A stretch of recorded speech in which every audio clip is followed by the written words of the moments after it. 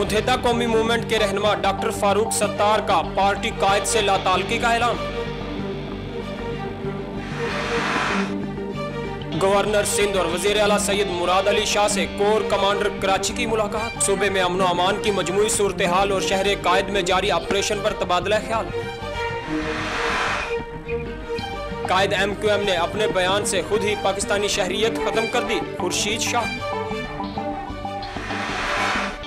कौम को यकीन दिलाता हूं कि मुल्क से बेअमनी का जल्द खात्मा हो जाएगा, वजीर आजम नवाज शरीफ। वाजपेयी वजीर आजम रहते तो मसला कश्मीर हल हो जाता, सरबराह RSS।